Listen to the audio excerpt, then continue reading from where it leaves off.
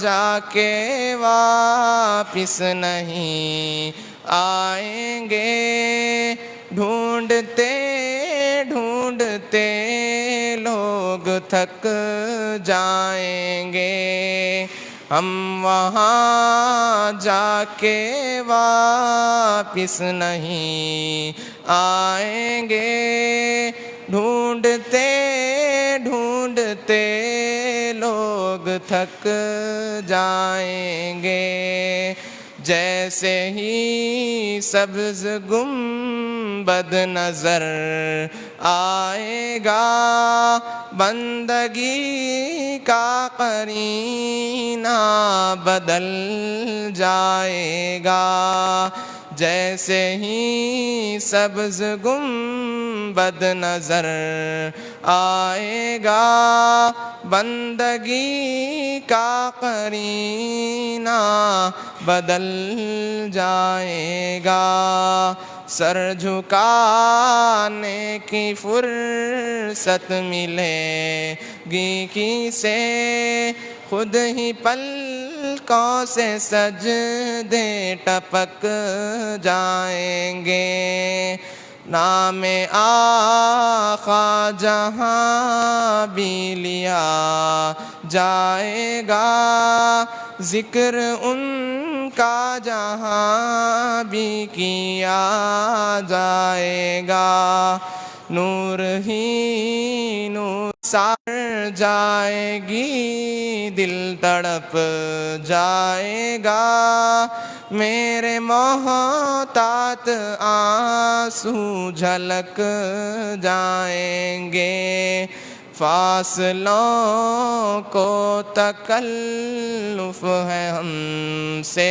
اگر، ہم بھی بے بس نہیں، بے سہارا نہیں، خود انہی کو پکاریں گے ہم دور سے، راستے میں اگر پاؤں تھک جائیں گے۔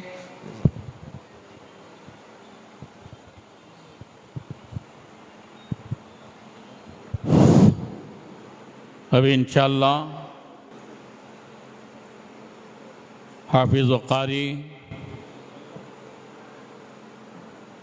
میر عامر علی خان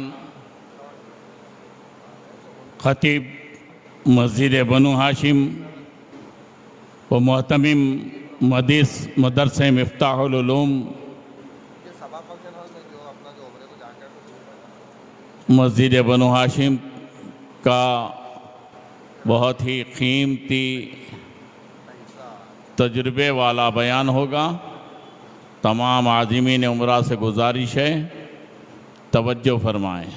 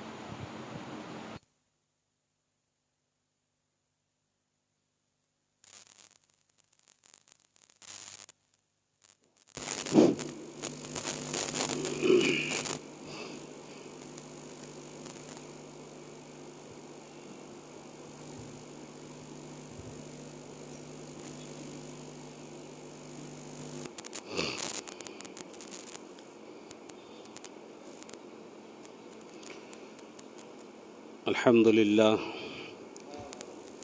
لله نحمده ونستعينه ونستغفره ونؤمن به ونتوكل عليه ونعوذ بالله من شرور أنفسنا ومن سيئات أعمالنا، من يهده الله فلا مضل له ومن يضلله فلا هادي له، ونشهد أن لا إله إلا الله وحده لا شريك له، ونشهد أن سيدنا ومولانا محمدا عبده ورسوله أما بعد فأعوذ بالله من الشيطان الرجيم بسم الله الرحمن الرحيم وأتموا الحج والعمرة لله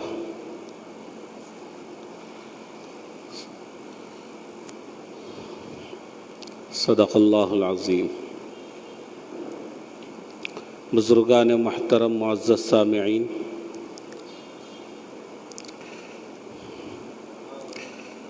اس وقت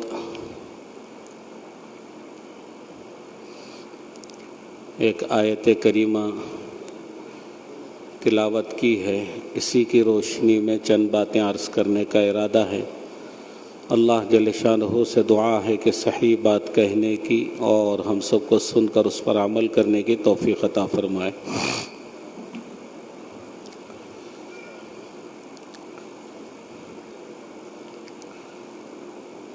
اللہ نے اس آیت کریمہ میں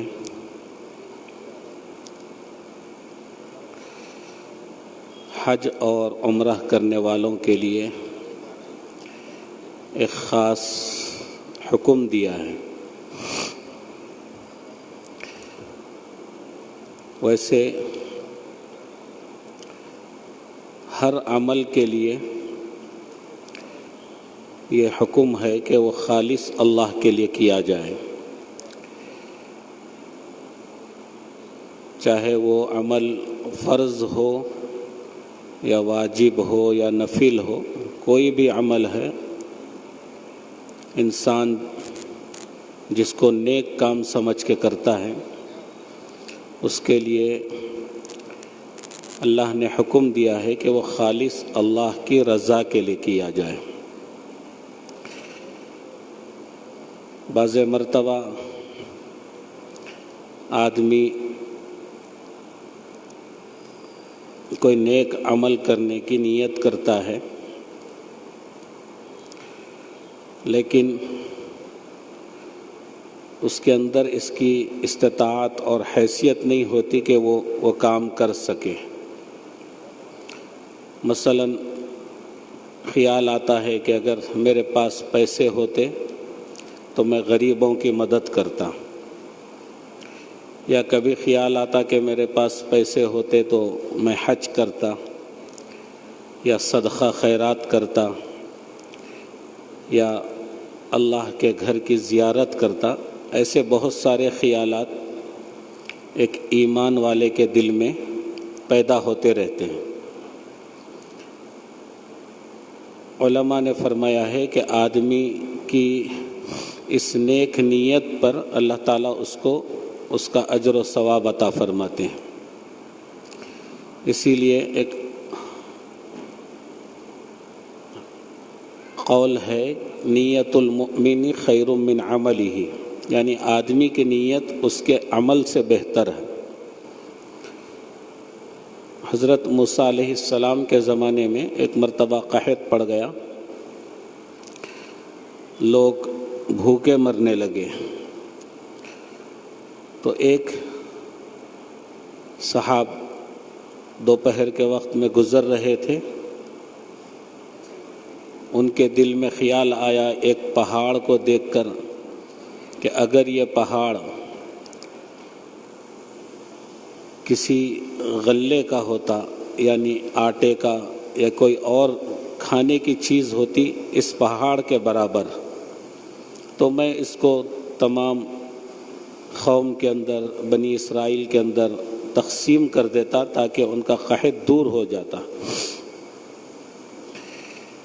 تو اس وقت اللہ تعالیٰ نے حضرت موسیٰ علیہ السلام پر وحی بھیجی کہ اس بندے کو اس بات کی خوشخبری پہنچا دو کہ اللہ تعالیٰ نے اس کے نام اعمال میں ایک پہاڑ برابر غلہ اللہ کے راستے میں صدقہ کرنے کا ثواب لکھ دیا ہے۔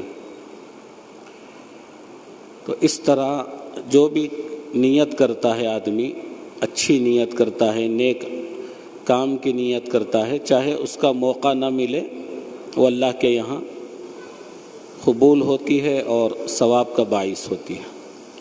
اور بعض مرتبہ یہ ہوتا ہے کہ آدمی بڑا کام کرتا ہے، نیک کام کرتا ہے، لیکن نیت اچھی نہیں ہوتی۔ زکوٰۃ دے رہا ہے تو فرض سمجھ کے تو دے رہا، لیکن نیت اچھی نہیں ہے۔ اس کے دل میں یہ خیال ہے کہ لوگ مجھے حاجی کہیں، عمرہ کرنے والا کہیں، مالدار کہیں، یہ نیت ہوتی ہے۔ اور اس میں اس کی وضاحت اس لیے ضروری سمجھی گئی کہ یہ عمل کے اندر عام طور سے تھوڑا سا شیطان جو ہے نیت کے اندر خرابی پیدا کرتا ہے، اور یہ عمل سب کے سامنے ظاہر بھی ہوتا ہے، دوستوں میں ظاہر ہو گیا، رشتہ داروں میں ظاہر ہو گیا۔ تو اس کے لیے عمل اگر ظاہر ہو تو کوئی بات نہیں، لیکن نیت خالص اللہ کو راضی کرنے کی ہو اس کے اندر۔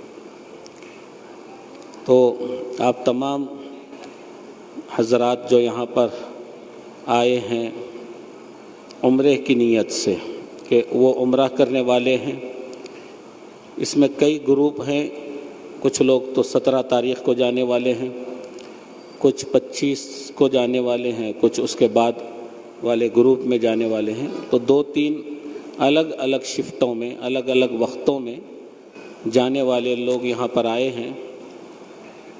اور اس سفر سے پہلے ہمیشہ یہ انتظام ہوتا ہے ذمہ داروں کی طرف سے کہ کچھ تربیت کی جائے، چونکہ یہ کام بعض لوگوں کے لیے زندگی میں ایک ہی مرتبہ کرنے کا موقع ملتا ہے، بعض وہ ہیں جو پہلے جا چکے ہیں، بعض وہ ہیں جو کہتے ہیں میں 10 سال پہلے گیا تھا، بعض کہتے ہیں کہ میں 20 سال پہلے گیا تھا۔ اور وہاں کا معاملہ ایسا ہے کہ آپ ہر سال کچھ نہ کچھ تبدیلیاں محسوس کرتے ہیں، کچھ نہ کچھ وہاں کے جو ہے انتظامات کی تبدیلیاں ہوتی ہیں، کچھ قانون تبدیل ہوتے ہیں۔ اس کے لیے تربیت بہت ضروری ہے۔ اکثر لوگ جو پہلے جا چکے ہیں وہ یہ سوچتے ہیں کہ میں تو جا چکا ہوں، مجھے تو سب معلوم ہے، طواف کس طرح کرنا ہے، عمرہ کس طرح کرنا ہے، اور ارکان کس طرح ادا کرنا ہے، عام طور سے بلڈنگ کتنی دور رہتی وہ بھی معلوم ہے، اسی لیے وہ آتے ہی نہیں پروگرام میں۔ اب جب وہاں جانے کا وقت آتا ہے اس وقت پریشانی ہوتی ہے کہ وہاں تو سبھی بدلا ہوا ہے۔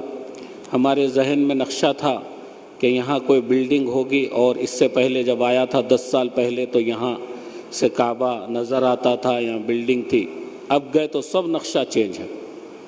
اسی لیے چاہے کتنی مرتبہ جائیں، ہر مرتبہ ٹریننگ پروگرام میں حاضر ہونا ضروری ہے۔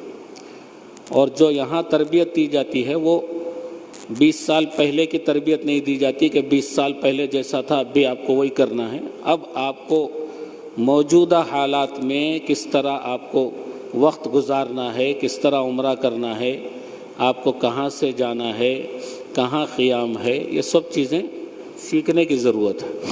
اسی لیے ہمیشہ ذمہ داروں کی طرف سے ایک وقت دیا جاتا ہے، فون کے ذریعے سے، واٹس ایپ کے ذریعے سے، فیس بک کے ذریعے سے، اور براہ راست مل کر کے کہ وقت کی پابندی کریں۔ آپ کا پروگرام 10 بجے سے 4:30 تک رہے گا، لیکن کبھی ایسا نہیں ہوتا کہ 10 بجے کوئی پروگرام شروع ہوا، ہمیشہ 11:30 کو ہی شروع ہوتا ہے۔ پھر دیکھے دیکھے تک ظہر کی نماز کا وقت ہو گیا، پھر کھانے کا وقت ہو گیا، اور پھر تھوڑا سا پروگرام ہوا 1 گھنٹہ اور ختم ہو گئی مجلس۔ اصل جتنی باتیں ہیں وہ آنے کی وقت ہی نہیں ملتا۔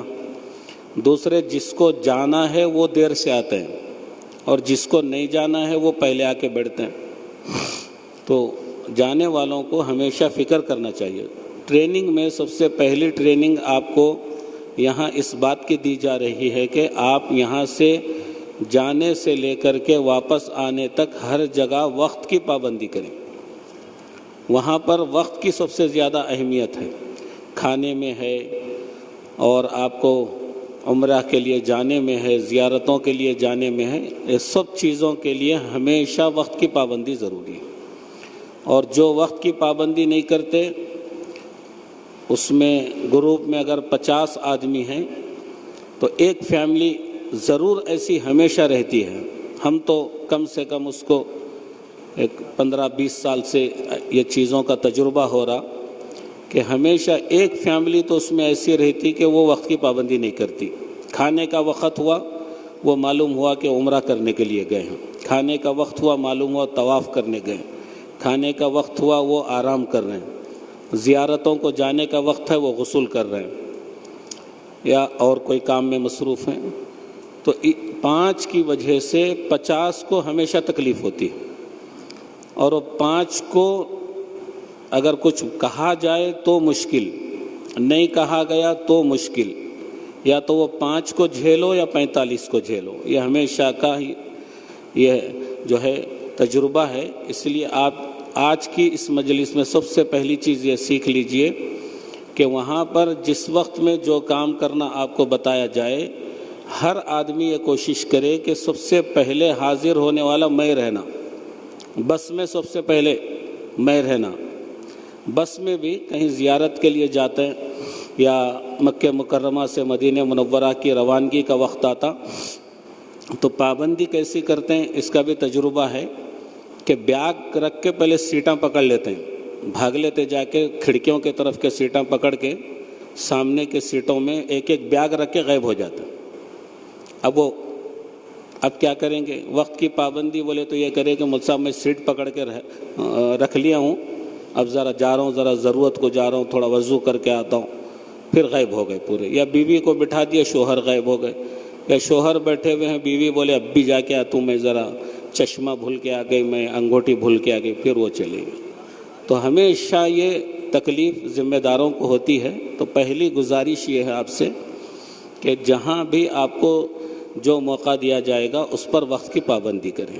اور اس کو یہاں سیکھنا ہے. آپ بولیں گے میں سفر شروع ہونے کے بعد سیکھتا ہوں بول کے، اور ہمیشہ ایئرپورٹ میں پہنچنے کا جو وقت دیا جا رہا وہ 8 بجے کا دیا جا رہا کہ 8 بجے ہر سفر کرنے والا عازم سفر ایئرپورٹ میں موجود رہنا. ذمہ دار 8 بجے سے پہلے وہاں پہنچے ہوئے ہیں. اب وہاں ٹھہر کے ایک ایک کو فون کر رہے ہیں، آپ کہاں ہیں؟ میں منا کھیلی میں ہوں. آپ کہاں ہیں؟ ظہیر آباد پہ ہوں. آپ کہاں ہیں؟ ابھی برج پہ چڑھ رہا ہوں. آپ کہاں ہیں؟ زمزم ڈھابے میں کھانا کھا رہا ہوں. یہ حال ہے. اکثر ایسا ہوا کہ 9:30 بجے تک بھی حاجیاں ابھی آ رہے ہیں اور ذمہ دار لٹکا ہوا ہے ان کو لینے کے لیے. ان کو چھوڑ کے اندر گئے تو ان کو اندر پہنچانے والے کوئی نہیں رہتے.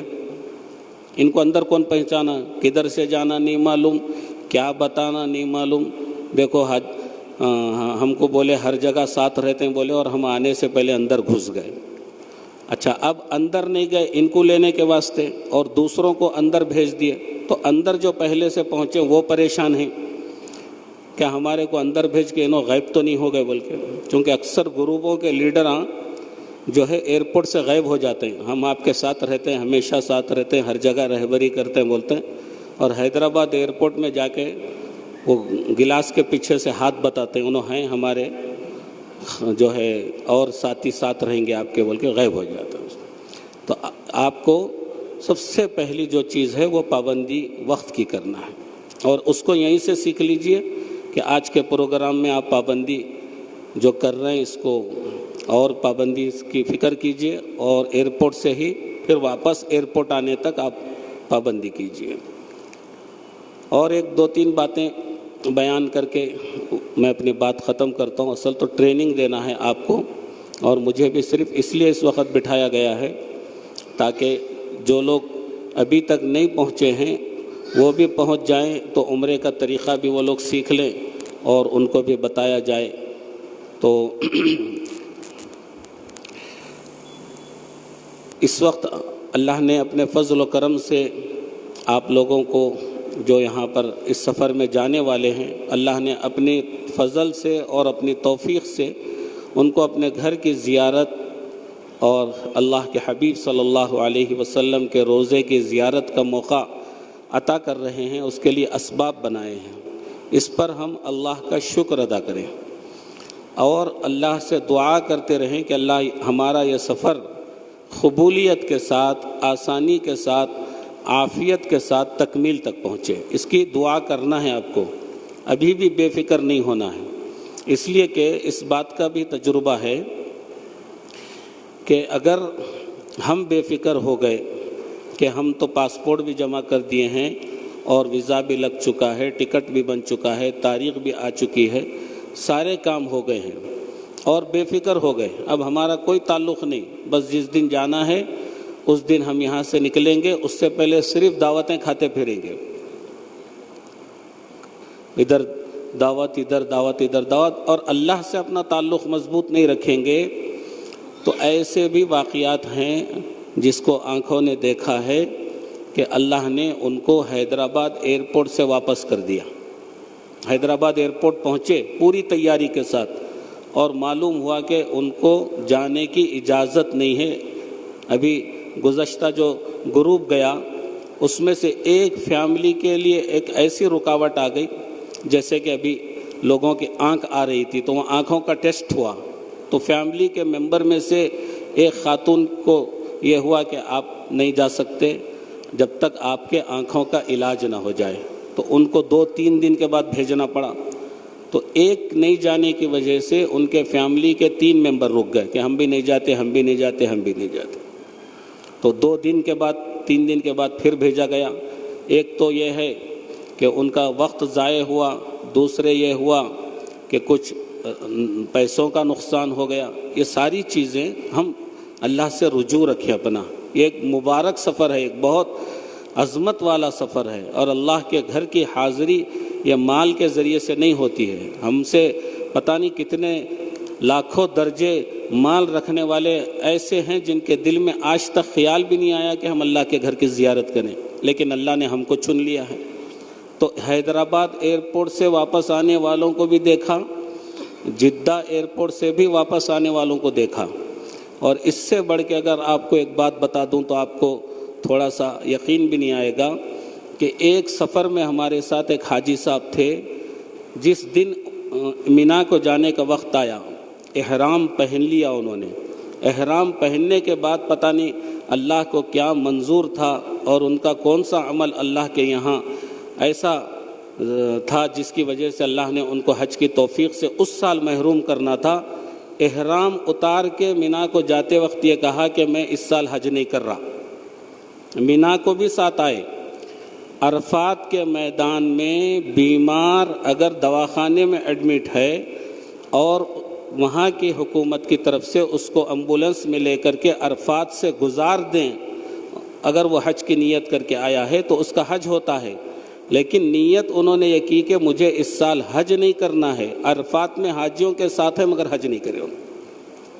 بتائیے، یہی ہو سکتا ہے کہ صرف اللہ کی طرف سے ان کے لیے یہ رکاوٹ ہوئی اس سال حج کے لیے۔ انہوں نے کہا کہ مجھے حج نہیں کرنا ہے، چاہے کچھ بھی ہو جاؤ۔ بہت سمجھایا گیا ان کو، انہوں نے کہا مجھے نہیں کرنا ہے۔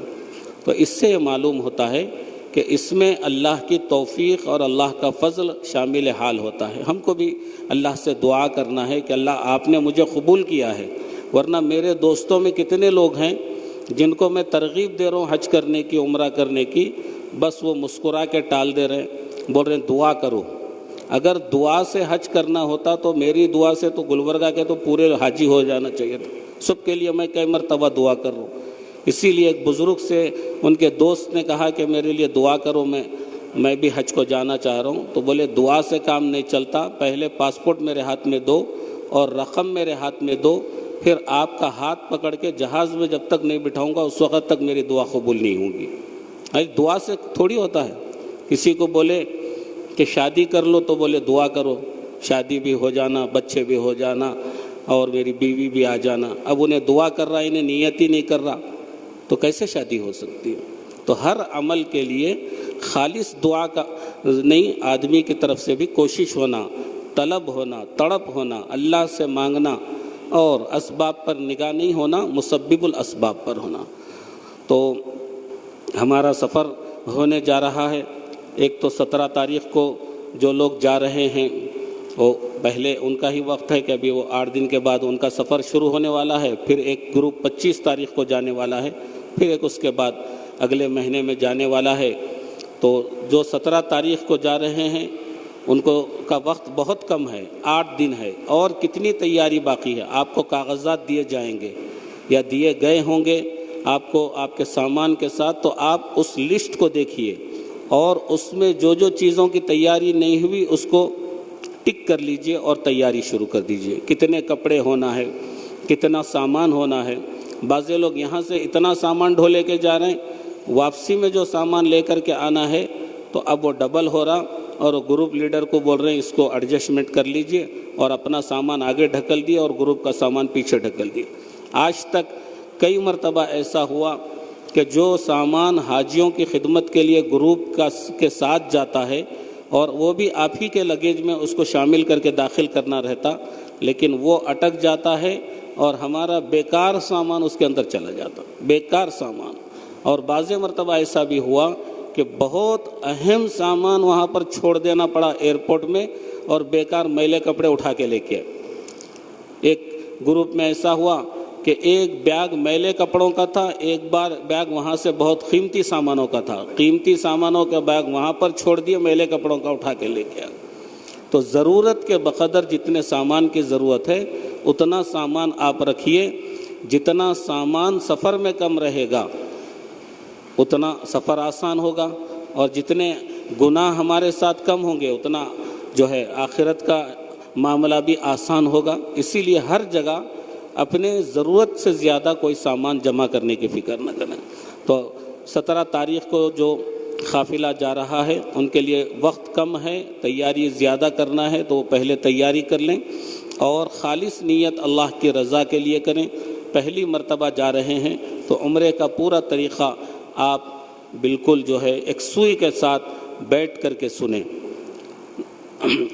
2 باتیں ہیں، ایک بات تو عام طور سے لوگوں کے ذہن میں ہے اور مجھے اس کو بولنا بھی نہیں چاہیے، چونکہ وہ ساری چیزیں چونکہ سب طرف جا رہی ہیں، ہمارا یہ بیان جا رہا ہے، ہماری گفتگو جا رہی ہے، ایک لوگوں کے جو ہے خیالات کو درست کرنا ہے۔ چونکہ ہمارے شہر گلبرگہ میں بہت سارے گروپ ہیں جو عمرہ کو حج کو لے کے جا رہے ہیں۔ تھوڑی میں وضاحت کر رہا ہوں، میں تو ہر گلی گلی میں دیکھ رہا ہوں کہ فلاں ٹورس اینڈ ٹریولز، یہ ایک ٹورس اپنے ایک نام کا کھول لیا، ایک اپنے نام کا کھول لیا، آپ ایک نام کا کھول لیا۔ تو بعض لوگوں نے مجھ سے شکایت کی، چونکہ میں بھی اس گروپ سے تعلق رکھتا ہوں، تو مجھ سے یہ تذکرہ کیا کہ آپ کے گروپ کا جو کہ چارجز جو ہیں وہ زیادہ ہیں اور دوسرے گروپ کے چارجز کم ہیں، اس کی وجہ کیا ہے؟ میں اس کی تھوڑی سی وضاحت کر رہا ہوں۔ ٹریننگ دینا تو انشاءاللہ آپ کو گروپ کے ذمہ دار آپ کو دیں گے۔ صرف وضاحت یہ ہے کہ لوگوں کو معلوم ہی نہیں کہ اصل چیز ہوتی کیا۔ کیسا تھا سفر آپ کا؟ بہت اچھا تھا۔ ایسے لوگ سفر کر رہے ہیں جو آج تک جہاز میں نہیں بیٹھے، تو ان کو کون سے بھی جہاز میں بٹھا ان کو اچھا ہی لگ رہا، یہ بھی جہاز ہوا میں چھوڑ رہا، ان کا جہاز بھی ہوا میں اڑ رہا، انہوں بھی لے جا کے اسی بلڈنگ میں ٹھہرا رہے ہیں، انہوں بھی اسی بلڈنگ میں ٹھہرا رہے ہیں۔ کھانے کے ویرائٹیز ان کے پاس بھی اتنے ہیں، ان کے پاس بھی اتنے ہیں۔ انہوں 95 میں لے کے جا رہے ہیں، انہوں 1,20,000 میں لے کے جا رہے ہیں، 1,15,000 میں لے کے جا رہے ہیں۔ یہ وجہ کیا ہے؟ یہ ان کا لوٹنا کہیں کو ہے، لوٹنا سمجھ رہے ہیں، آپ کو معلوم نہیں ہے۔ اس کی اگر وضاحت کروں تو آپ خود محسوس کریں گے کہ یہاں پر چارجز آپ کو کم لیے جا رہے ہیں اور سروس زیادہ دی جا رہی ہے۔ جتنے گروپ ہیں اس میں اکثر، پورے نہیں، اکثر بعض مخلصین ہیں جو خالص خدمت کا ارادہ کیے ہوئے ہیں، تو اس میں اکثر ایسے ہیں جو آپ کو دوسرے فلائٹ سے لے کے جاتے ہیں، یا تو وایا فلائٹ ہے یا جو ہے انڈین ایئر لائنس کا ہے یا کوئی انڈیگو ہے، ایسے فلائٹ سے لے جاتے ہیں جس کے ٹکٹ کے چارجز کم ہوتے ہیں، وہ ہم کو نہیں معلوم۔ دوسرے اکثر گروپوں میں یہ ہوتا ہے کہ وہ کسی حیدرآباد، بمبئی، بنگلور کے ٹور سے وہ اٹیچ رہتے ہیں، اس کے برانچ رہتی ہے، تو یہ خود نہیں جاتے، آپ کو بکنگ کر کے ان کے ساتھ جوڑ دیتے ہیں۔ اس کی دوسری یہ ہوتی ہے۔ اور تیسری چیز اس کے اندر یہ ہوتی ہے کہ وہاں پر آپ کو جو اس گروپ کی خصوصیت ہے، اس کے ساتھ گروپ کا ذمہ دار ہمیشہ کوئی نہ کوئی ساتھ رہتا ہے۔ کبھی ایسا نہیں ہوتا کہ سب کو بھیج دیا اور وہ پیچھے سے غائب ہو گئے، ایسا نہیں ہوتا۔ ایک تیسری خصوصیت ہے کہ گروپ کا ذمہ دار ہر گروپ کے ساتھ ساتھ رہتا ہے۔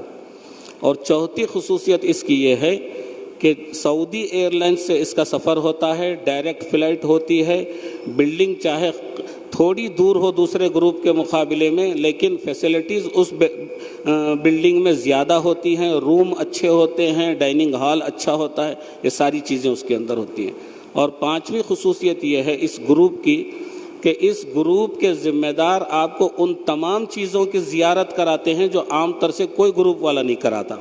آپ کو صرف اتنی زیارت کرتے ہیں کہ یہ دیکھو کعبۃ اللہ ہے، یہ حرم شریف ہے، یہ مسجد نبوی ہے، یہ ریاض الجنہ ہے، یہ گنبد خضرا ہے، یہ غار حرا ہے، یہ غار ثور ہے، یہ اتنی زیارتیں کراتے ہیں۔ اس گروپ کے آپ وہاں جا کے محسوس کریں گے کہ آپ کا ہاتھ پکڑ پکڑ کے ایک ایک جگہ بتایا جائے گا کہ کعبۃ اللہ کے اندر یہ چیزیں ہیں، اس کالم کے پاس سے جو ہے معراج کا سفر ہوا تھا، یہاں ایمن کا مکان تھا، یہاں پر فلاں صحابی کا مکان تھا، یہاں ابو جہل کا مکان تھا، یہاں حضرت ابو بکر رضی اللہ عنہ کا، یہاں حضرت علی کا، یہاں نبی کی پیدائش ہوئی، یہ پہاڑ ہے جس پر اللہ کے حبیب صلی اللہ علیہ وسلم اس عمر پہ تشریف لے گئے تھے، یہ غار حرا ہے، یہ غار ثور ہے جس میں 3 دن قیام کیا تھا، یہ ساری چیزیں، یہ مینا ہے، یہ مینا کے اندر وہ مقام ہے جہاں حضرت ابراہیم نے حضرت اسماعیل کو لٹا کر کے ذبح کرنے کے لیے لٹایا تھا،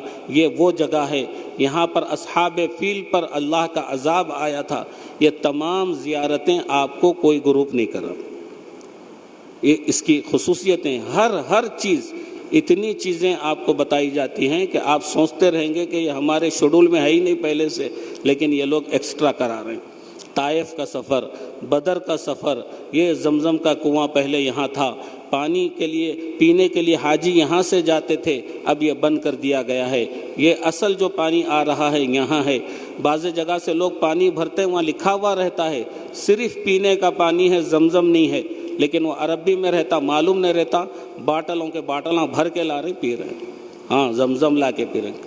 یہ گروپ لیڈر آپ کو بتاتا یہ زمزم نہیں ہے اور یہ زمزم ہے، آپ کو یہاں سے لیجئے، زمزم ہے، یہاں سے لیجئے، یہ ٹھنڈا ہے، یہ آپ کو سادہ ہے، یہ نقصان کرتا ہے، یہ فائدہ مند ہے، یہ سب بتایا جاتا ہے۔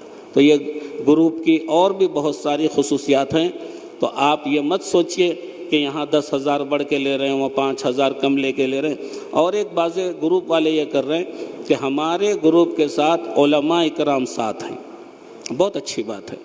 علماء اکرام کا کام الگ ہے، مسئلے بتانا، اور گروپ کے ساتھ لوگوں کو سنبھال کر کے ایک ایک چیز بتانا، یہ صرف اس لائن کا تجربہ رکھنے والا غیر عالم بھی اگر ہے تو وہ بتا سکتا ہے، عالم نہیں بتا سکتا۔ عالم یہ بتا سکتا ہے کہ بغیر وضو کے طواف نہیں ہوتا، 3 چکر کے بعد وضو ٹوٹ گیا تو پھر سے اسٹارٹ کرنا پڑتا ہے۔ عالم یہی بتا سکتا ہے کہ اگر آپ نے یہ واجب چھوڑا تو اس پر آپ پر دم لازم ہے، یہ بتا سکتا ہے، لیکن وہاں پر چل کے جو چیزیں کرنا ہے وہ آپ کو گروپ کا وہ ذمہ دار جس کی سروس 20-25 سال سے چل رہی، جو ہر سال کئی مرتبہ جا رہا، ایک ایک چیز سے واقف ہے، وہ بتا سکتا ہے آپ۔ تو اسی لیے آپ اپنا دل مت چھوٹا کیجئے، یہ بھی مت سمجھیے کہ ہم بہت پیسے دے کے جا رہے ہیں، کہیں ایسا تو نہیں کہ ہم نے کسی غلط گروپ کا انتخاب تو نہیں کیا جس میں ہم لٹ رہے ہیں، نہیں، آپ نے ایک اچھے گروپ کا انتخاب کیا ہے، اچھے گروپ کا انتخاب کیا ہے، اور آپ کا سفر انشاءاللہ اس حد تک پہنچا دیا جائے گا جو ہر اعتبار سے، دنیاوی اعتبار سے بھی، دینی اعتبار سے بھی اطمینان کے قابل ہو جائے گا، آپ محسوس کریں گے اس کو۔ تو آپ لوگ اس گروپ کا انتخاب کیا ہے، قابل مبارکباد ہیں، اور اس گروپ کے ساتھ آپ خوش ہو جائیے کہ جس گروپ کے جو اصل پروپرائٹر ہیں وہ خود آپ کے ساتھ ہیں، اور ان کا تجربہ تو اتنا ہے کہ پھر میں اس کی وضاحت نہیں کر سکتا، اور اللہ نے اپنے فضل و کرم سے اس گروپ کے ساتھ مجھے بھی حاضری کا موقع عطا فرما رہے ہیں، انشاءاللہ میں بھی آپ کے ساتھ رہوں گا۔ یہ تو ایک گروپ کا تھوڑا سا تعارف تھا، اور ایک بات اس سے ہٹ کر کے یہ ہے کہ ابھی میں جو ہے کتاب میں پڑھ رہا تھا ایک جملہ، تو میں نے سوچا کہ اس پر تھوڑی دیر بات کروں۔ وہاں پر لکھا ہوا تھا کہ عبادات ضرور کیجئے مگر معاملات پر بھی توجہ دیجئے۔ عبادات ضرور کیجئے، معاملات پر بھی توجہ دیجئے۔ کعبے کے چکر لگانے سے جو چکر لوگ دل میں بغض، پیٹ میں حرام اور طواف پر طواف، کعبہ خود چکر میں ہے کہ تم کس چکر میں ہے؟ وہی چکر میں پڑا ہوا ہے کہ حرام کے مال سے طواف کر رہا، یہ چکر تیرا تو چکر میں پڑا ہوا ہے، لیکن یہ چکر اللہ کے یہاں قبول نہیں۔ اسی لیے اللہ کے یہاں حقوق اللہ تو معاف ہو سکتے ہیں، حقوق العباد کبھی معاف نہیں ہوتے جب تک کہ بندہ معاف نہ کرے۔ ابھی ایک ویڈیو آیا تھا ہمارے پڑوسی ملک کا کہ ایک بچہ اپنے باپ کو لاتوں سے مار رہا ہے کہ مجھے اپنے مال میں سے حصہ دو۔ بتائیے یہ کیا ہے؟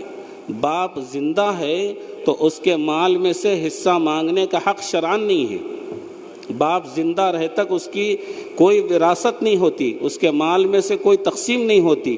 باپ اگر دے تو الگ چیز ہے، لیکن اللہ کے حبیب صلی اللہ علیہ وسلم فرماتے ہیں کہ بچے کا جو کچھ مال ہے وہ بھی باپ ہی کا ہے، تو بھی اور تیرا مال بھی، یہ دونوں تیرے باپ کے ہیں۔ تو اسی لیے ایک بزرگ ہیں پڑوس ملک کے، میں ان کا ایک واقعہ آپ کے سامنے بیان کروں کہ حقوق العباد کی اللہ کے یہاں کتنی اہمیت ہے۔ جو واقعہ باپ کو لاتوں سے مارنے کا بھی اسی ملک کا ہے، اور جو واقعہ باپ کی خدمت کا ہے وہ بھی اسی ملک کا ہے۔ یہ دونوں آپ کے سامنے رکھ دیا۔ ایک تو میں نے دیکھا وہ منظر کہ ایک بچہ اپنے باپ کو ابھی فیس بک پہ آیا کہ بچے نے باپ کو لاتوں سے مارا، گھونسوں سے مارا، گھر کے باہر نکالا۔ جب میڈیا نے اس سے پوچھا تو انہوں نے کہا کہ مجھ پر یہ بچے بہت دن سے ظلم کر رہے ہیں اور مال میں سے حصہ مانگ رہے ہیں۔ یہ تو مسلمانوں کی بات ہے۔ اور دوسرے اسی ملک کے ایک بزرگ ہیں، ان کا نام ہے حضرت مولانا مفتی تقی عثمانی صاحب کا۔ ایک واقعہ میں بیان کر کے، چونکہ وقت زیادہ نہیں ہے اور آپ کو بھی انشاءاللہ اصل عمرے کی تربیت لینا ہے، مفتی تقی عثمانی صاحب نے اپنی کتاب میں واقعہ لکھا ہے اور خود حضرت کے بیان میں بھی انہوں نے سنایا کہ پہلا عمرہ انہوں نے اپنے والد صاحب اور اپنے فیملی ممبر کے ساتھ 1962 میں کیا۔ 1962 میں پہلی مرتبہ عمرے کے لیے گئے۔ اس کے بعد اسباب نہیں تھے تو 10 سال تک پھر حاضری کا موقع نہیں ملا۔ 1972 میں ان کو پھر اسباب نہیں تھے تو ایک صاحب نے حج بدل کا آفر دیا۔ حج بدل اس کو کہتے ہیں کہ کسی کے اوپر حج فرض ہے لیکن اس کی طبیعت خراب ہو چکی، بیمار ہو گیا، یا اب اتنا مریض ہے کہ وہ جا نہیں سکتا، اور یا انتقال ہو گیا، حج اس کے اوپر باقی ہے، تو اس کے پیسوں سے اس کے نام کا حج کسی سے کراؤ، اس کو کہتے ہیں حج بدل، تو اس کی طرف سے حج ادا ہو جاتا ہے۔ تو مفتی تقی عثمانی صاحب کو 1972 میں ایک صاحب نے حج بدل کا آفر دیا۔ اب آپ بتائیے کہ حج بدل کا کسی کو موقع مل جائے تو کیا عالم ہوگا اس کی خوشی کا کہ مجھے پھر حاضری کا موقع مل رہا، جس میں میرا حج بھی ہو رہا، پیسے بھی خرچہ نہیں ہو رہے۔ بہت خوشی کا موقع تھا، تو مفتی صاحب بہت خوش ہو گئے۔ لیکن اس زمانے میں ان کے والد صاحب مفتی شفیع صاحب جو ہے حیات تھے اور بیماری کے ایام چل رہے تھے۔ تو مفتی صاحب نے والد صاحب کو آ کے سنایا کہ ابا جان، ایک صاحب نے حج بدل کا آفر دیا ہے، میں حج کو جانا چاہ رہا ہوں۔ تو والد صاحب نے کہا کہ ضرور جاؤ، یہ موقع تو ایسا ہے کہ آدمی اس کا انکار نہیں کر سکتا، آپ ضرور جائیے، میری طرف سے اجازت ہے۔ اب رہا مسئلہ میری خدمت کا ان بیماری کے ایام میں، تو تمہارے اور بھی بھائی ہیں وہ خدمت کریں گے۔ تو مفتی صاحب پھر گئے اپنے کمرے میں، بیٹھ کے سوچا کہ مجھے کیا کرنا چاہیے۔ 2 کام ہیں اس وقت میری نگاہ میں، 2 کام ہیں، ایک ہے حج کرنا اور دوسرے باپ کی خدمت کرنا۔ ان دونوں کاموں میں افضل کام کون سا ہے؟ بہت سوچا انہوں نے، سوچ کے پھر آ کے اپنے والد صاحب سے کہا کہ ابا جان، میں نے حج کا ارادہ ترک کر دیا، کینسل کر دیا۔ تو انہوں نے پوچھا کہ کیوں کینسل کیا؟ تو مفتی تقی عثمانی صاحب نے اپنے والد سے کہا کہ میرا حج اور عمرہ تو آپ ہیں، آپ کو دیکھنا خود حج ہے، آپ کو دیکھنا خود کعبۃ اللہ کو دیکھنے کا ثواب رکھتا ہے، آپ کو دیکھنا حج مقبول کا ثواب رکھتا ہے، تو میں آپ کو بیماری کی اس حالت میں چھوڑ کے حج بدل کو نہیں جانا چاہتا، میرا حج اور عمرہ آپ کی ذات ہے۔ اس وقت ان کے والد صاحب نے جو دعا دی، مفتی صاحب نے لکھا ہے کہ والد صاحب نے 2 جملے کہے کہ بیٹا اللہ اس کی برکت سے تمہیں ہر سال حج کی توفیق عطا فرمائیں گے اور ہر سال اتنے مرتبہ حاضری کی توفیق عطا فرمائیں گے کہ دنیا رشک کرے گی تمہارے اوپر، پوری دنیا۔ تو مفتی تقی عثمانی صاحب لکھتے ہیں کہ 1972 سے لے کر کے اب یہ 2023 تک اللہ ہر سال مجھے حج نصیب کر رہا ہے۔ اب آپ اس کو کاؤنٹ کر لو کتنے حج ہوئے، 1972 سے 2023، اب تو آگے 24 کا رہے گا، 2023 تک کے پورے حج ہو رہے ہیں، اور ہر سال درمیان میں ہر 2 مہینے میں عمرے کے لیے میں جاتا ہوں۔ کیوں؟ کہ باپ کو انہوں نے وہ مقام دیا کہ اصل فریضہ یہ ہے کہ میں اپنے باپ کی خدمت کروں۔ آج ہمارا حال یہ ہے کہ بہنوں کے حقوق مار رہے ہیں، قرض داروں کے قرضوں کو ڈبا رہے ہیں، اور عمرہ بھی کر رہے ہیں اور خوش بھی ہو رہے ہیں۔ ہاں یہ نہیں، اصل چیز جو ہے پہلے حقوق العباد کو پورے کرو، پھر یہ اللہ کے گھر کی حاضری کرو۔ تو ہم کو چاہیے کہ اس سفر میں جانے سے پہلے سارے دنیا کے معاملات کو بھی صاف کرتے ہوئے چلیں۔ یہ نہیں کہ بس جا رہے ہیں تو وہاں معاف ہو جائیں گے، نہیں، حقوق العباد کبھی بھی معاف نہیں ہوتے، وہ بندہ معاف کرنے پہ ہوتے ہیں۔ حقوق اللہ معاف ہو سکتے ہیں کہ ہم نے نمازیں چھوڑی تھی، اس پر اتنا بڑا گناہ ہوا، حج کرنے کے بعد، عمرہ کرنے کے بعد وہ فریضہ تو باقی رہے گا، لیکن اس پر جو گناہ ہوا وہ معاف ہو جائیں گا، جو گناہ ہوا معاف ہو جائیں گا۔ جیسے نماز کو وقت پہ نہیں پڑھا یا نماز کو ضائع کر دیا، قضا کر دیا، تو اب اس کا گناہ ہے، وہ گناہ معاف ہو جائیں گا، لیکن وہ نماز ہمارے ذمے باقی رہے گی، اس کو ادا کرو۔ تو حقوق اللہ معاف ہو سکتے ہیں، حقوق العباد معاف نہیں ہوتے۔ اب اس سفر میں جانے کے بعد ہم کو وہاں پر طواف کرنا ہے، عمرہ کرنا ہے، وہ طریقہ آپ کو بتایا جائے گا۔ وہاں پر اور بھی بہت ساری باتیں ہوتی ہیں۔ سب سے بڑی چیز وہاں پر انسان کے اندر سے صبر نکال دیا جاتا ہے۔ وہاں سب سے زیادہ صبر کرنا ہے آپ کو۔ ہر فیسلٹیز ہونے کے بعد بھی لوگ بے صبرے رہتے ہیں۔ وہاں تو ایسا سمجھتے ہیں کہ لڑنا فرض ہے۔ جب تک لڑیں گے نہیں، جب تک غصہ نہیں ہوں گے، جب تک کسی چیز کا آبجیکشن نہیں کریں گے، اس وقت تک ایسا سمجھتے ہیں کہ میرا عمرہ پورا نہیں ہوا۔ کچھ تو کچھ کرنا، یہ آج کے کھانے میں یہ نہیں آیا، اور شام کے روم میں ایسا پریشانی ہو گئی، میرے روم میں فلاں صاحب تھے، انہوں نے اس طرح سویا، اور میری بیوی بھی اسی میں ہے، اور میں بیوی کو چھوڑ کے نہیں رہ سکتا، مجھے الگ سے ایک روم دیا جائے میری فیملی کو۔ یہ لڑنا، یہ سوچنا، یہ سب چیزیں چھوڑ دیجئے۔ یہ ساری چیزیں زندگی کے ہر موقع کے لیے رکھیے، اور اس سفر کے اندر اپنے آپ کو خالص اللہ کے لیے فارغ کر لیجئے۔ میں ایسے لوگوں کو بھی جانتا ہوں جو دن میں کئی عمرے کرتے ہیں، کئی عمرے کر چکے ہیں، اور ہم لوگوں کو طواف کرنے کی بھی توفیق نہیں ہوتی۔ بس بلڈنگ میں پڑے رہتے ہیں، بلڈنگ کے باہر نکلے، جہاں نماز بچھائے، نماز کا وقت ہوا نماز پڑھے، پھر آ کے بیٹھے گپے مار لیتے، موبائل دیکھ لیتے، اور ہر ایک کو دیکھا کہ بلڈنگ کے نیچے جو حال ہوتا ہے، ہر ایک کرسی پہ پڑے ہوئے ہیں۔ پوچھے بھئی آپ روم میں کیوں نہیں گئے، آپ حرم شریف میں کیوں نہیں گئے؟ تو بولتے ہیں یہاں وائی فائی صحیح چل رہا، وائی فائی، ہاں یہاں کنیکٹ کر کے بیٹھے ہوئے ہیں، بیوی سے بات کر لیتے، بچوں سے بات کر لیتے، سب سے بات کر رہے ہیں، گھنٹوں بیٹھ کے موبائل میں اپنا وقت خراب کر رہے ہیں۔ وہ وقت کم سے کم طواف کرتے، کعبۃ اللہ میں گزارتے، تلاوت میں گزارتے، ذکر اللہ میں گزارتے، تو وہ قیمتی ہو جاتا۔ تو اپنے وقت کو قیمتی بنائیں۔ ایک صاحب جو ہے جب بھی بازار میں جا رہے تھے، بیوی کا ہاتھ ایسا کس کے پکڑ رہے تھے، چھوڑ رہے نہیں۔ بولے یہ جوڑے میں بڑی محبت ہے۔ آج کل ایسے جوڑوں میں محبت بہت کم ہوتی۔ پہلے ہی باہر نکلتے وقت بیوی کو بولتے ہیں میرے ساتھ ساتھ نہیں چلنا، تو وہ رستے سے چل، میں یہ رستے سے چلوں۔ ایسے لوگ بھی ہیں۔ تو ایک صاحب اپنی بیوی کا ہاتھ بہت کس کے تھام کے چل رہے ہیں۔ ایک دوسرا جوڑا ادھر سے آتے ہوئے بولا کہ اتنی محبت یہ بڑھاپے میں کتنی ہے، میری جوانی میں میری بیوی سے اتنی نہیں کر رہا ہوں، اور یہ بڑے حضرت بیوی کا ہاتھ اتنا ٹائٹ پکڑ رہے ہیں۔ ان سے پوچھے کہ اس محبت کا راز کیا ہے؟ بولے راز کچھ بھی نہیں ہے، ہاتھ چھوڑتے کہ شاپنگ مال میں گھس رہی، کیا بولے خرید رہی، یہی راز ہے اس کا، اس کو چھوڑو نہ کو، جہاں بھی لے جا رہے پکڑ کے لے جاؤ، پکڑ کے لے کے آؤ۔ ہاں تو یہ راز ہے، جہاں چھٹے ختم۔ یہ سونے کا دکان دکھی، اس میں گھس گئے، یہ شاپنگ مال اس دکھے، یہ بن لادن ہے، اس میں گھس گئے، یہ طیبہ مارکیٹ ہے، اس میں گھس گئے، یہ فلاں ہے، اس میں گھس گئے۔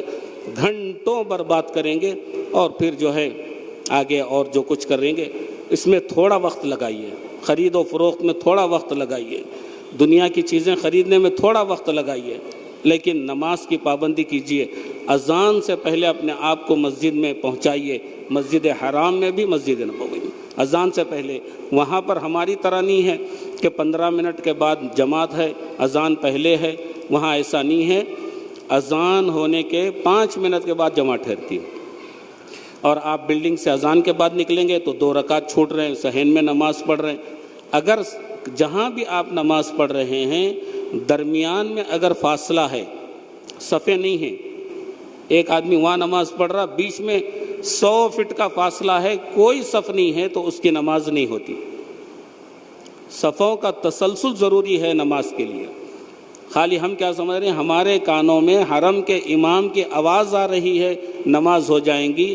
مسئلے کے اعتبار سے مولانا مکی صاحب سے کسی نے پوچھا کہ ہم نماز اپنی بلڈنگ کے سامنے پڑھنا چاہ رہے ہیں، ہمارے کانوں میں آواز آ رہی نماز کی، تو مولانا مکی صاحب نے کہا کہ آپ کی نماز نہیں ہوتی، اس لیے کہ درمیان میں فاصلہ۔ اور کوئی آدمی کسی مسجد میں نماز پڑھ رہا، حدود حرم میں بھی بہت ساری مسجدیں ہیں، حرم شریف ہے، اس سے باہر نکلیے، آپ کی بلڈنگ کے بازو ایک چھوٹی سی مسجد ہے۔ اکثر بلڈنگوں کے پاس ایک چھوٹے چھوٹے مسجدیں ہیں، بعض لوگ وہاں نماز پڑھتے ہیں۔ تو مکی صاحب سے پوچھا کہ ہم اپنی بلڈنگ کے بازو والی مسجد میں نماز پڑھ رہے ہیں، تو کیا ہم کو حرم شریف کا ثواب ملے گا؟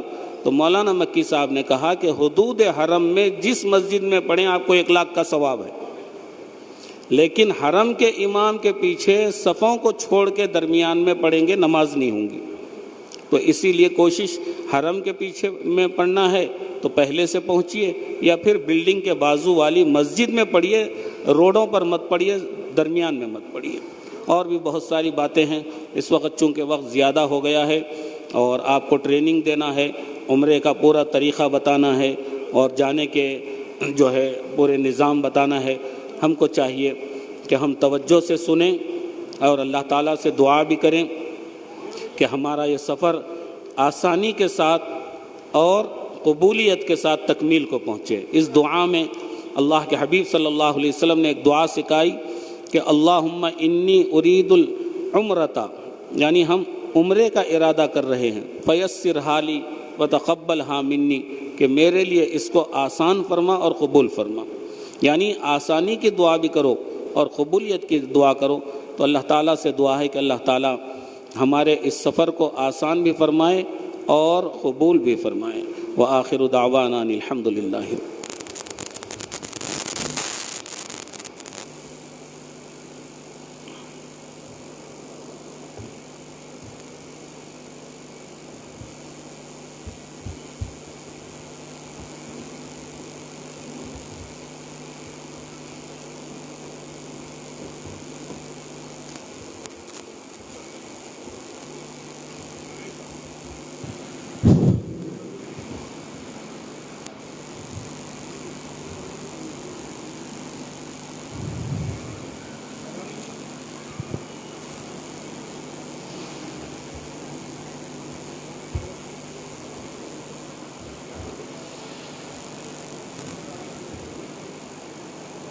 تقریباً 50% سے زیادہ معتمرین کی حاضری نہیں ہوئی ہے۔ اس میں ایک وجہ یہ ہے کہ شہر گلبرگہ، ضلع گلبرگہ کے رہنے والے نہیں ہیں۔ اس میں ہمارے پاس بنگلور کے احباب بھی ہیں، ہبلی کے احباب بھی ہیں، حیدرآباد کے احباب بھی ہیں، بیجاپور کے احباب بھی ہیں، جس کی وجہ سے ان لوگوں کی حاضری نہیں ہوئی۔ ان سے جب بات ہوئی تو بولے کہ آئندہ کے ٹریننگ میں انشاءاللہ ہم ضرور حاضر ہوں گے۔ ہبلی کے اور حیدرآباد کے احباب تو اسی گروپ میں 17 تاریخ کے گروپ میں جا رہے ہیں، اور 25 سپٹمبر اور 21 اکتوبر کے گروپ میں بنگلور کے اور بیجاپور کے احباب آ رہے ہیں۔ وہ ارادہ کیے ہیں کہ آئندہ کے پروگرام میں ہم ضرور حاضر ہوں گے انشاءاللہ۔ اور دوسری بات، یہاں پر جتنے معتمرین آئے ہوئے ہیں ان میں بہت سارے ایسے بھی ہیں، ہم آئے ہیں نا، ہم ہمارے فیملی والوں کو بتا دیں گے یہاں سے ٹریننگ حاصل کر کے. غیر حاضر ہی رہیں گے. یہاں کے جو تجربے ہیں وہ وایا جو پہنچائیں گے وہ صحیح طور پر نہیں پہنچا سکتے. خیر جتنے بھی آئے ہوئے ہیں اللہ کا شکر ہے، تاخیر سے ہی صحیح، ٹرین نکلنے کے بعد ہی صحیح، ٹرین نکلنے کے بعد ہی صحیح. یہ جملہ یاد رکھ لیں. ٹرین چلی گئی، ٹرین کا ایک وقت مقرر ہے، فلائٹ نکل گیا، اس کا ایک وقت مقرر ہے. نقصان ہوگا فائدہ ہوگا بھائی.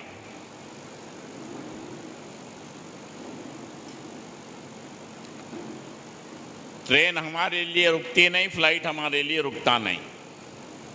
ایسے ہی تاخیر سے آئے ہیں. اب جو بھی آئے ہیں اپنے موبائل کو سائلنٹ کر لیں.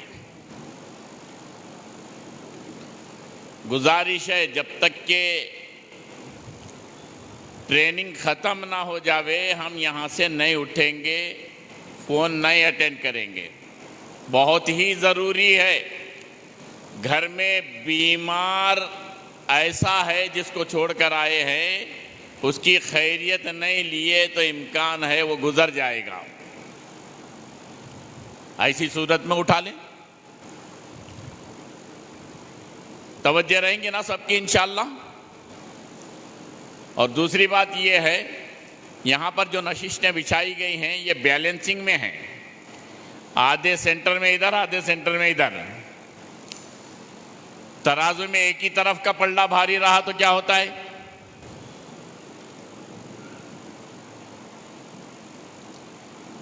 میں اشارے دے رہا ہوں خالی، اور آگے آپ سمجھ لیں. اب میں سینٹر میں ٹھہرا ہوا ہوں، ادھر پورا کونے سے ایک ہی طرف توجہ رہیں گی تو ظاہری بات ہے پوری توجہ دے نہیں پاتے. کنٹینیو ہم کو پروگرام میں بیٹھنا ہے، 4 ساڑھے 4 بجے تک بیٹھنا ہے. اس لیے گزارش ہے کچھ احباب ادھر بھی شفٹ ہو جائیں. سینٹر والوں کے بجائے ادھر کنارے والے ادھر آ گئے تو اچھا رہتا ہے.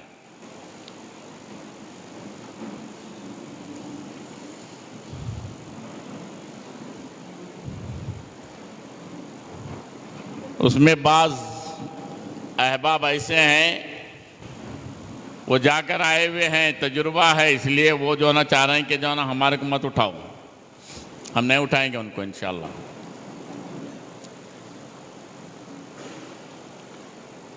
حضرت صاحب آپ کو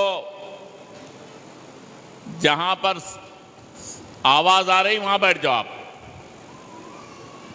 کیونکہ تھوڑا آپ کو آواز کم سنائی دیتی ہے، اس لیے جو ہے نا آپ جہاں سے آواز آپ کو پہنچ رہی ہے وہاں پر بیٹھ جائیے. درود شریف پڑھ لیں. اللہم صلی علی سیدنا مولانا محمد وعلی آل سیدنا مولانا محمد وبارک وسلم. اب آپ لوگ عمرے کا سفر کرنے والے ہیں تو تلبیہ کا سیکھنا بھی ضروری ہے. کیا ضروری ہے؟ تلبیہ. تلبیہ کس کو کہتے ہیں؟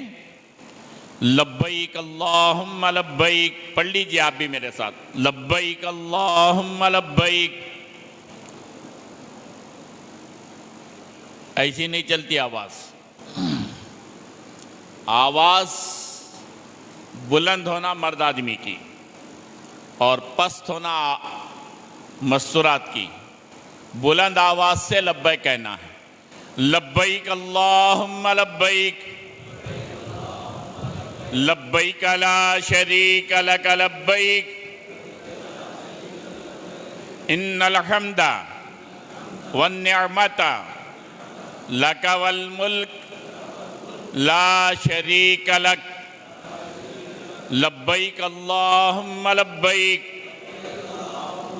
لبیک لا شریک لک لبیک ان الحمد والنعمت لک والملک لا شریک لک لبیک اللہم لبیک لبیک لا شریک لک لبیک ان الحمد والنعمت لک والملک لا شریک لک. اس کو کہتے ہیں تلبیہ. یہ کیا چیز ہے؟ سیدنا ابراہیم علی نبینا علیہ السلام جب کعبۃ اللہ کی تعمیر سے فارغ ہو گئے. کعبۃ اللہ کا ایک ماڈل رکھا ہوا ہے. یہ کعبۃ اللہ کا جو کمرہ ہے اس کی تعمیر سے فارغ ہو گئے تو اللہ تعالیٰ سے یوں عرض کیا کہ اے پروردگار اب میرا کیا کام ہے؟ اللہ تعالیٰ نے فرمایا تعمیر ہو چکی ہے، حج کی فرضیت کا اعلان فرما دیجئے. حج کی فرضیت کا اعلان فرما دیجئے. سیدنا ابراہیم علیہ السلام کو خیال آیا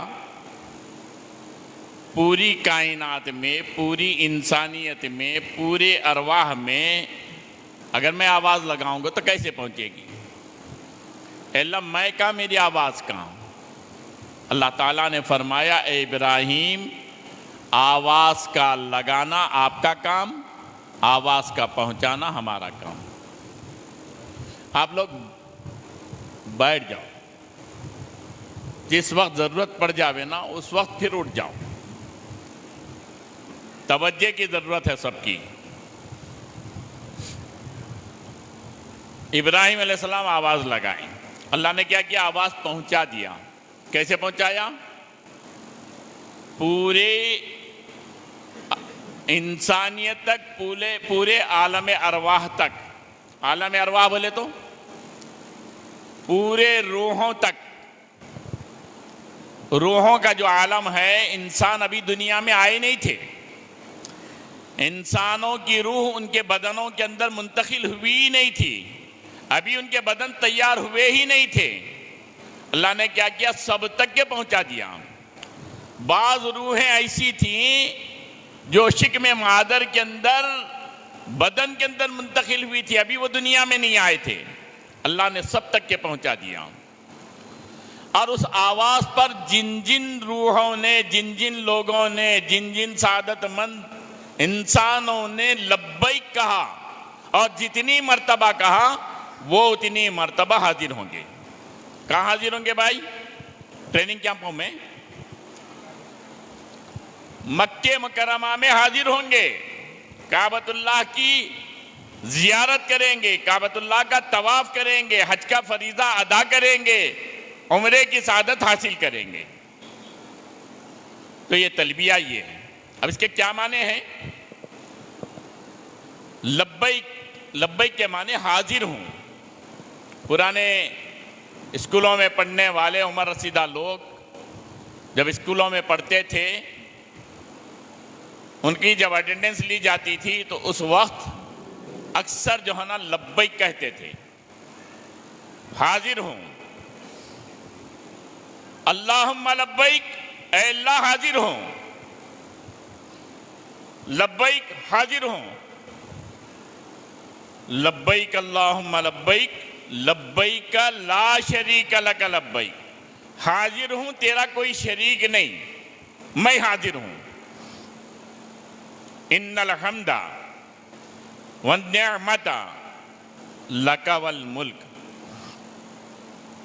تمام حمد و ثنا اور تمام نعمتیں اور یہ پوری ملکیت، پورا ملک، پوری کائنات یہ آپ ہی کا ہے. تمام حمد و ثنا اور تمام نعمتیں آپ ہی کے ہیں، آپ ہی کے لیے سزاوار ہیں. لا شریک لک، تیرا کوئی شریک نہیں، تیری ذات میں بھی نہیں، تیری صفات میں بھی نہیں. تلبیہ پڑھتے وقت میں خالص توحید کا درس دیا گیا ہے. اللہ کے علاوہ غیر اللہ کا بالکل دل کے اندر یقین نہیں آنا. کیا نہیں آنا؟ غیر اللہ بولے تو کیا ہے؟ اللہ کے علاوہ جتنی چیزیں ہیں کائنات میں، زمین میں، آسمان میں، اس کے درمیان میں، اس کے اوپر، اس کے نیچے، یہ پوری کی پوری چیزیں مخلوق ہے، اللہ خالق ہے. خالق کے علاوہ کسی مخلوق کا یقین نہیں آنا. ان سے ہونے کا، ان سے بننے کا، ان سے بگڑنے کا، ان سے سنورنے کا بالکل یقین نہیں آنا. لا شریک لک، تیرا کوئی شریک نہیں، تیرے کرنے میں، تیرے دینے میں، تیرے سنوارنے میں، تیری حفاظت میں، تیری ربوبیت میں، تیری خالقیت میں کوئی شریک نہیں. لا شریک لک. اب یہ کب پڑھنا ہے؟ یہ تو ایک ٹریننگ ہو رہی ہے. ابھی آپ کو احرام باندھنا ہے. ایئرپورٹ پہنچیں گے، ایئرپورٹ میں پہنچنے کے بعد اپنے بورڈنگ وغیرہ سے سب چیز سے فارغ ہو جائیں گے، امیگریشن سے فارغ ہو جائیں گے، ویٹنگ لانچ کے اندر چلیں گے. وہاں پر ایک عارضی مصلی، عارضی مسجد ہے، وہاں قریب میں واش رومز وغیرہ ہیں. ضروریات سے فارغ ہو جائیں گے، وضو بنا لیں گے، احرام باندھیں گے. کیا کریں گے بولو؟ مرد کے لیے احرام ہے، احرام کی 2 چادریں. عورتوں کے لیے کوئی احرام نہیں، انہی کا لباس احرام کہلائے گا. احرام اصل میں نیت اور تلبیہ کے بعد احرام کہلاتا ہے. نیت تلبیہ سے پہلے وہ احرام نہیں بلکہ چادریں کہلائی جاتی ہیں. کیا ہو جاتی ہیں؟ چادریں ہوتی ہیں. اس کا پورا طریقہ، عملی طریقہ آپ کو بتائیں گے. آپ کو یہاں پر بتایا گیا، شروع میں تلاوت کی گئی، حافظ صاحب تلاوت کیے. اس تلاوت کے اندر آیتیں پڑھی گئیں. الحج اشہر معلومات فمن فرض فیہن الحج فلا رفث ولا فسوق ولا جدال فی الحج. پھر بعد میں حافظ صاحب اپنے بیان سے پہلے ایک آیت تلاوت کیے، وَأَتِمُّ الْحَجَّ وَالْعُمْرَةَ لِلَّهِ. ان کے معنوں کو ذہن میں رکھنا ہے. وَأَتِمُّ الْحَجَّ وَالْعُمْرَةَ لِلَّهِ. اور حج اور عمرے کو پورا کا پورا کرو خالص اللہ کے لیے. دکھاوا، نام و نمود، شہرت کا جذبہ بالکل نہیں آنا. ارے میں بھی حاجی کہلاؤں، میں بھی حج کر کے آ گیا، میں بھی عمرہ کر کے آ گیا، خالص اللہ کے لیے، میرا اللہ مجھ سے راضی ہو جاوے، اس نیت سے، اس جذبے کے ساتھ ہم کو کرنا ہے. ٹھیک ہے نا بھائی؟ انشاءاللہ. ابھی چلیے، اب آپ کو احرام باندھنے کا طریقہ، احرام باندھنے سے لے کے عمرے کے تکمیل کا پورا طریقہ بتایا جا رہا ہے. توجہ کی ضرورت ہے، توجہ کریں گے انشاءاللہ. گھر سے نکل رہے ہیں، ابھی 1 ہفتہ باقی ہے 17 تاریخ کو جانے والوں کے لیے، اور 2 ہفتے باقی ہیں 25 تاریخ کو جانے والوں کے لیے، اور قریب 40 دن باقی ہیں 21 اکتوبر کو جانے والوں کے لیے. پھر اس کے بعد سلسلہ جاری رہے گا. 19 نومبر کا، 10 دسمبر کا، پھر جنوری کا، یہ گروپس ہر مہینہ ہمارے پاس، کبھی مہینے میں 2، کبھی 1 گروپ رہیں گے. اب آپ کو 1 ہفتہ باقی ہے تو کیا کرنا ہے؟ آپ کو 15 دن باقی ہے تو کیا کرنا ہے؟ آپ کو 40 دن باقی ہے تو کیا کرنا ہے؟ آپ کو 2 مہینے باقی ہیں تو کیا کرنا ہے؟ اب جانے کا جب ارادہ کیے ہیں تو سب سے پہلے اپنی نماز کو درست کر لینا. عمرہ تو آپ کو 2-2.5 گھنٹے میں ختم ہو جاتا ہے. 15 دن کے سفر میں آپ کو نمازیں بھی پڑھنا ہے، تلاوت بھی کرنا ہے، ذکر بھی کرنا ہے، درود بھی پڑھنا ہے، استغفار بھی پڑھنا ہے. تو یہ سب درست ہونا ضروری ہے نا. پاکی ناپاکی کے مسائل سے واقف ہونا بھی ضروری ہے. اس سفر کے مسائل سے بھی واقف ہونا ضروری ہے. ذرا بھی فرق ہو گیا، ذرا بھی فرق ہو گیا تو یہ جو ہم سفر میں خرچہ کیا نا وہ خرچہ بیکار ہو جاتا ہے. اگر مسائل سے ناواقف ہوئے، ٹریننگ دی جا رہی، ٹریننگ کے ساتھ تجربے کار لوگ بھی آپ کے ساتھ میں رہ رہے ہیں. پوچھ کے کرنا. کیا کرنا بولو؟ پوچھ کے کرنا. بغیر پوچھے کے کرنے سے خطرہ ہے، ضائع ہونے کا خطرہ ہے.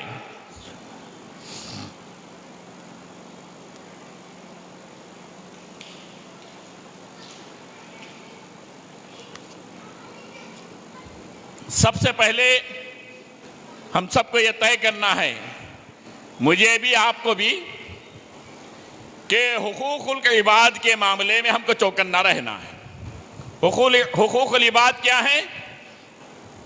بندوں کے حقوق. اس معاملے میں کسی کا بھی حق مجھ پر باقی نہ رہے، اس کی فکر کرنا ہے. بہن کا حق باقی، ماں باپ کا حق باقی، بیوی بچوں کا حق باقی، بھائیوں کا حق باقی، اپنے اعزاء و اقرباء کا حق باقی، کسی کا لین دین باقی، کسی اڑوس پڑوس کے ساتھ ہمارے تعلقات صحیح نہیں ہیں. سب کو درست کر لینا ہے، سب کے حق کو ادا کرنا ہے. ان گناہگار آنکھوں سے اس مبارک گھر کی زیارت کرنا ہے جس گھر کی طرف رخ کر کے ہم زندگی بھر نماز پڑھتے رہے. وہ تجلیات کا مرکز ہے. اللہ کی 24 گھنٹے تجلیات اس گھر پہ اترتی رہتی ہیں. ہاں، کیسی تجلیات؟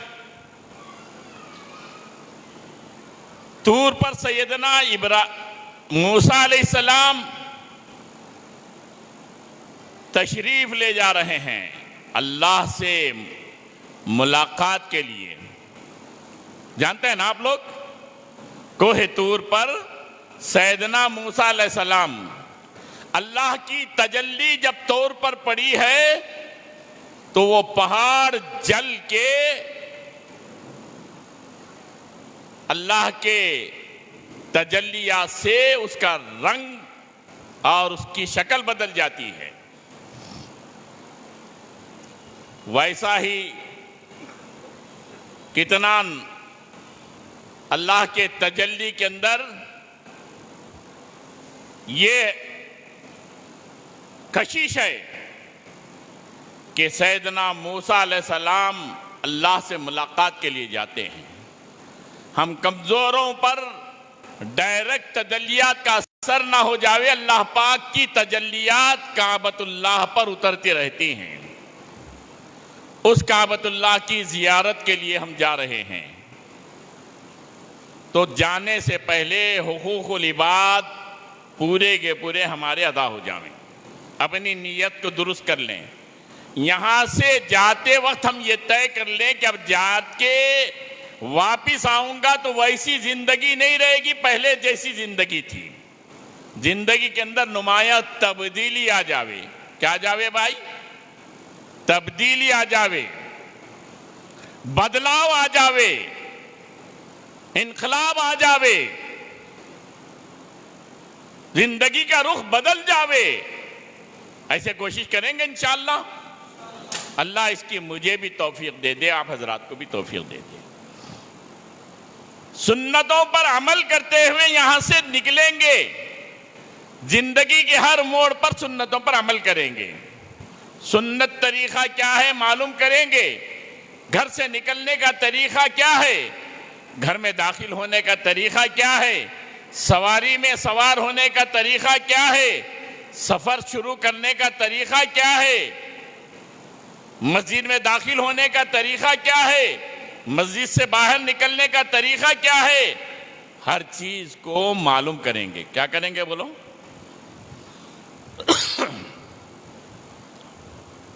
اب گھر سے نکل رہے ہیں, کیا کریں گے آپ؟ نہا دھو کر, نہانے سے پہلے اپنے ناخن تراش لیں, مونچھ پست کر دیں, جسم کے زائد بال نکال دیں, زیر بغل زیر ناف.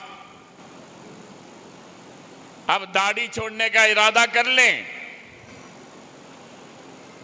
گھر سے نکلتے وقت میں 2 رکعت سفر کی نفل نماز پڑھ لیں. صلاۃ السفر. کون سی نماز؟ صلاۃ السفر. یہ ہمارے آقا کا طریقہ ہے, جب بھی سفر شروع فرماتے تو 2 رکعت صلاۃ السفر نماز پڑھ لیتے. پھر کیا کریں گے؟ سب سے ملاقات کر لیں گے. گھر سے روانہ ہو رہے ہیں, سواری میں سوار ہو گئے, بسم اللہ کہہ لیے, الحمدللہ کہہ کر بیٹھ گئے, سفر کی دعائیں پڑھ لیے, سواری کی دعائیں پڑھ لیے, روانہ ہو گئے. ایئرپورٹ پہ پہنچیں گے, 12:50 کو فلائٹ ہے. کب پہنچنا ہے؟ کم سے کم 5 گھنٹے پہلے. کتنے گھنٹے پہلے؟ کتنا بھی ٹریننگ دے لو.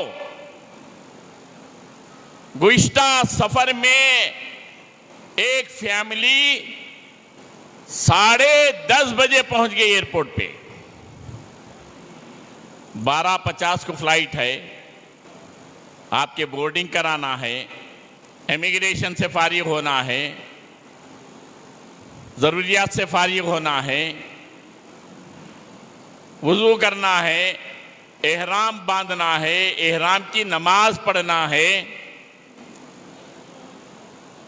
بورڈنگ کاؤنٹر کلوز ہو سکتا ہے, امیگریشن کاؤنٹر کلوز ہو سکتا ہے.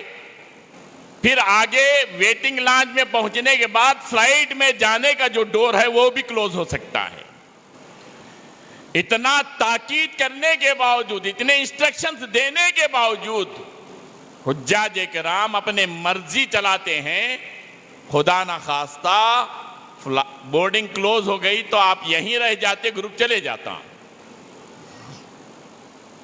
اس لیے ذہن میں بٹھا لیں کہ جو ٹائم بتایا جاتا ہے وہ ٹائم پہ ہم کو پہنچنا ہے. آپ کو ہم ٹائم دے رہے ہیں, 8 اور 8:30 کے درمیان کا ٹائم دے رہے ہیں. 8 اور 8:30 بجے تک آپ کو ایئرپورٹ پہنچنا ہے. 17 تاریخ کی صبح میں 8 اور 8:30 کے درمیان میں, کتنے بجے بولو؟ 8 اور 8:30 کے درمیان میں. 25 تاریخ کا جو گروپ آئے گا ان کے لیے بھی یہی ٹائم, 21 تاریخ کا جو گروپ رہے گا ان کے لیے بھی یہی ٹائم.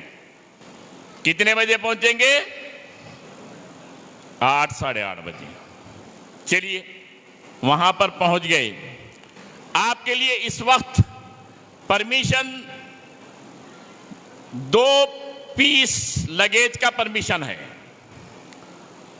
23 kg کے 2 بیگ اور کیبن بیگ 7 کلو کا, جملہ کتنے؟ 53 کلو لگیج لے جانے کا اور لانے کا پرمیشن ہے. فیوچر میں کیا تبدیلیاں ہوتے ہیں, ایئر لائنز کے کیا چینجز آتے ہیں, ہمیں کچھ نہیں معلوم. ابھی فی الوقت جو گروپس جا رہے ہیں ان کے لیے جاتے وقت میں 2 पीस बैग का लगेज में डालने का और एक जो है ना शोल्डर बैग, कैबिन बैग जो ऊपर फ्लाइट में ले जाने का। कैबिन बैग में क्या क्या रखना है? उसमें अपना एहराम,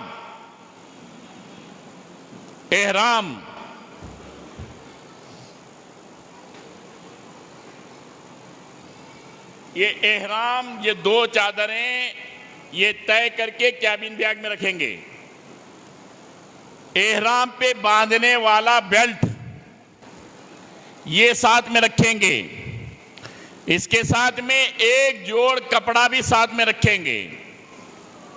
खाने की चीजें, एक वक्त का तोशा साथ में रखेंगे, जो खराब होने वाला नहीं होना, ऑयली नहीं होना, ड्राई चीज होना। समझ में आएगी बात? साथ में कुछ फ्रूट्स रख लो, कुछ स्नैक्स रख लो, कुछ बिस्किट वगैरह रख लो। ठीक है? अभी आप फ्लाइट में बैठ गए, उससे पहले एहराम बांधना है बोर्डिंग इमिग्रेशन से फारिग होने के बाद। एहराम, नहाना धोना यहीं से होगा, एयरपोर्ट पे नहाने का इंतजाम नहीं। नहाएंगे अपने घर से, या हैदराबाद एक दिन पहले पहुंच रहे, लॉज में रुक रहे, या अपने रिश्तेदारों के पास रुक रहे, तो वहीं से नहा धोकर एहराम आप या तो वहां से बांध के आ जावे, या फिर जो है ना एयरपोर्ट पे बांध लें। एहराम बांधने का कोई मुश्किल अमल नहीं, आसान है। वो तरीका मैं बताता हूं, तवज्जो से देख ले।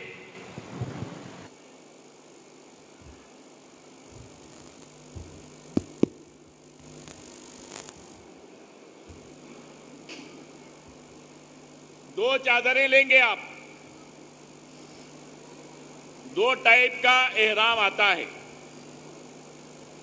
एक एहराम ये टावेल की शक्ल का, और एक जो है ना एहराम आता है आपके कपड़े का, कॉटन का कपड़ा होता है ना, बड़े पन्ने वाला। ये 2 टाइप का होता है, चाहे वो ले लें चाहे ये ले लें। ये आपका ऑलरेडी रेडीमेड रहता है। ये रेडीमेड कितने? करीब 2 मीटर से कुछ ज़ायद। अगर आप कपड़े का लेना चाह रहे हैं तो आपको थान में से लेना पड़ता है। कितना लेंगे? मेरी राय ये है कि 4.5 मीटर थान में से ले लें। दुकान में जाएंगे तो ना 5 मीटर दे देंगे, उनको बोल देंगे सिर्फ 4.5 मीटर चाहिए। 4.5 मीटर लेकर 2.25 मीटर के 2 टुकड़े बनाएंगे। एक टुकड़ा नीचे तहबंद के लिए, ऊपर जो है ना ऊपर दोनों शानों पे डालने के लिए। चलिए मैं बताता हूं अब बांधने का तरीका, तवज्जो की जरूरत है।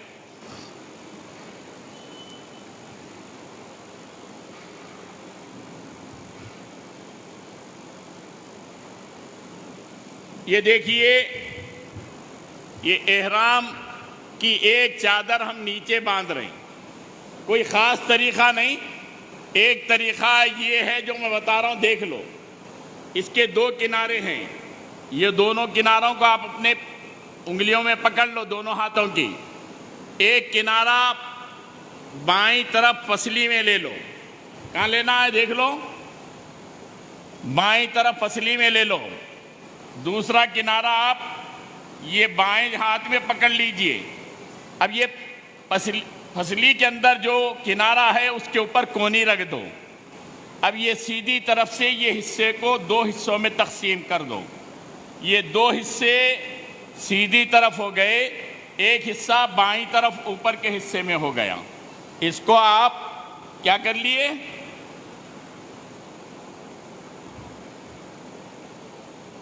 आपका एहराम बन गया।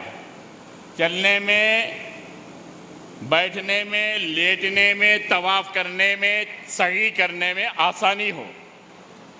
یہ جب احرام باندھیں گے اپنے سطر کی حفاظت ہو. سطر کس کو کہتے ہیں؟ مرد کے لیے ناف سے لے کے گھٹنے کے نیچے تک کا حصہ یہ پورا پردہ کرنا فرض ہے مرد کے لیے. ناف سے نیچے احرام چلے گیا، اس کا سطر کھل گیا. 99% گروپوں میں بتانے والے کوئی نہیں ہوتے، کیسا بھی بن لے کے آؤ، حج بھی کر رہے ان کی ناف نظر آ رہی. ناف کا چھپانا مرد کے لیے یہ سطر میں داخل ہے، یہ فرض ہے، فرض. ناف کے اوپر باندھیں گے. کہاں باندھیں گے بولو؟ ناف بولے جلدی سمجھ میں نہیں آتا، موٹی موٹی زبان میں بمبی کے اوپر. سمجھ میں آگئی بات؟ بمبی یہ کیا ہے؟ سطر میں ہے، اس کا چھپانا فرض ہے. یہ باریک باریک مسائل رہتے ہیں، اکثر بتاتے ہی نہیں کوئی. جا کے آ گئے، لاکھ روپے خرچہ کر کے عمرہ کر کے آ گئے، ناف کے نیچے احرام باندھ کے عمرہ ہو گیا، کوئی بتانے والا نہیں، ان کا عمرہ ستیاناش ہو گیا. سمجھ لو باریک باریک باتیں رہتی ہیں اپنے عمرے کو بگاڑنے والی. نماز میں ذرا سا فرق پڑ گیا مسئلے کے اندر، نماز فاسد ہو گئی. فاسد بولے تو کس کو بولتے ہیں؟ ختم ہو گئی. ایسے ہی عمرے کے اندر مسائل جاننے والے کے ساتھ نہیں گئے، اپنا عمرہ چلے گیا.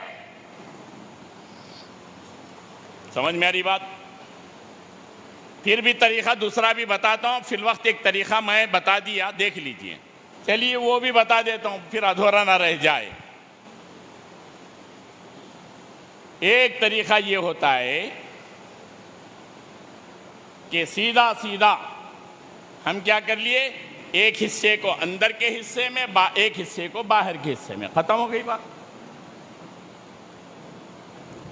اور ایک طریقہ وہ بھی بتا دیتا ہوں.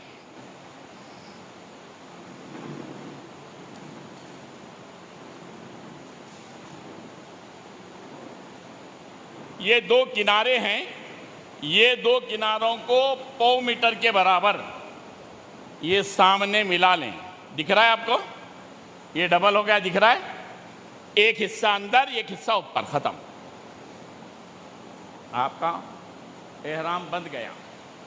اس کے علاوہ یہاں پر جو بتائے رہے ہیں، ایئرپورٹ پہ ہم ساتھ میں رہیں گے، آپ کو ساتھ میں احرام باندھنے لگائیں گے.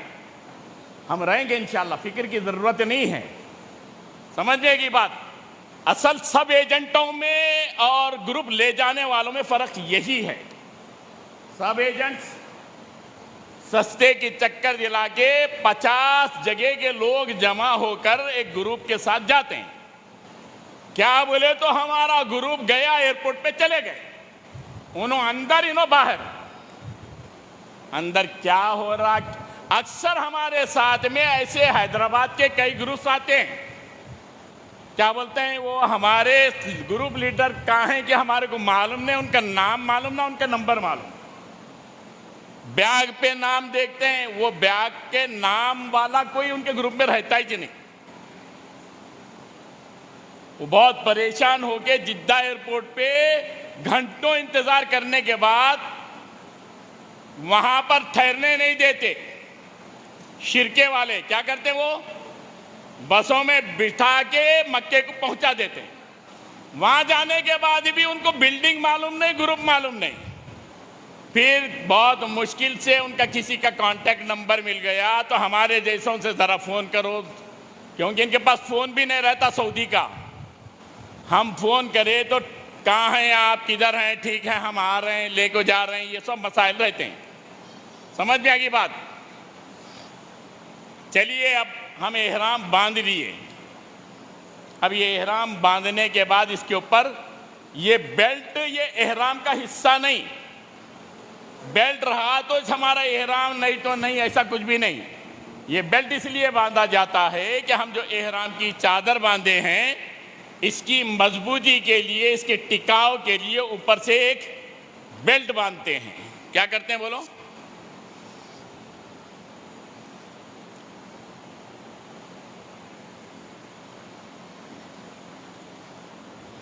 یہ آپ کا بیلٹ بند گیا. یہ خالی اس طرح سے باندھنے سے کافی نہیں، اس کے اندر آپ کی رقم رہتی. کیا رہتی بولو؟ کچھ پیسے، کچھ موبائل، سب چیزیں رہتے ہیں. آپ رکھ لیے. ارے اب میں بہرام باندھا ہوں، بیلٹ باندھا ہوں، اب کون مائی کا لال ہے میرے پیسے چرانے والا؟ قسم خدا کی، حرم میں کعبۃ اللہ کے پاس بھی آپ کا بیلٹ چوری ہو جاتا، پیسے چوری ہو جاتے ہیں. ابھی ایک گروپ گیا تھا ہمارا 14 تاریخ کو. اس میں ایک حاجی صاحب بیلٹ کے اندر اپنا اوریجنل پاسپورٹ اور 15,000 ریال سب رکھ لے کے حجر اسود کا بوسہ لینے کو گئے. اتنا بڑا کام کرنے گئے نا، وہاں جانے کے بعد ان کا بیلٹ غائب ہو گیا، پاسپورٹ بھی غائب، پیسے بھی غائب. اللہ کو معلوم چوری ہوا، کھل کے گریا، کیا ہوا اللہ کو معلوم، مگر ملیا نہیں. گمشدہ چیزیں اس کی ایک جگہ ہے، وہاں بھی نہیں پہنچا. وہاں نہیں پہنچنے کا مطلب یہ کہ وہ غائب ہو گیا. تو آپ یہ نہ سمجھیں کہ مکے میں بھی چوری، حرم میں بھی چوری. ان جب وہاں چوری کر سکتا تو یہاں کی مسجدوں میں چپلا کیوں نہیں چوری کر سکتا؟ حاجی چور نہیں ہوتا، چور حاجی کی شکل میں آتا ہے. کئی مرتبہ میرے کو اچھا تجربہ ہوا ہے. پہلے ایسا بیگ لے کے، بیگ کے اندر پاسپورٹ تو حج میں نہیں رہتا ہمارے ساتھ میں، البتہ رقم، آئی ڈی کارڈ، یہ وہ بہت ساری چیزیں رہتے ہیں. ایک مرتبہ میں بیگ میں جو ہے نا سب چیزاں رکھ لے کے حرم کے باتھ روم میں چلے گیا ضرورت کے لیے. حرم کے باتھ روم میں چلے گیا ضرورت کے لیے. باتھ روم میں جانے کے بعد ضرورت کو بیٹھا ہوا ہوں، اندر سے ایک آدمی، باتھ روم کے بازو میں تھوڑا کھلا حصہ ہے، یہ ہم تھیلی وہاں اندر کنڈا ہے وہاں لگائے ہیں، اوپر چڑھ کے وہاں سے ہاتھ ڈال کے میری تھیلی چرانے کی کوشش میں ہے. اتنا تک کرتے ہیں لوگ. وضو خانہ ہے، وضو کے ٹوٹی کے نیچے اوپر کچھ مڈیر بنی ہوئی رہتی ہے، کوئی چیز رکھنے، ٹوپی رکھنے کے واسطے بنی ہوئی رہتی ہے. میں وضو کر رہا ہوں، ایسا بیگ رکھا ہوں. اب وضو کرنے کے واسطے پوری منڈی ہر ایک کے اوپر تو نہیں رہتی. یہ سب چیزیں دیکھ لو میں جو بول رہا ہوں. وضو کرتے وقت میں منہ دھو رہا ہوں، وہ اوپر کی جو ہے نا اوپر کا بیگ غائب ہو گیا.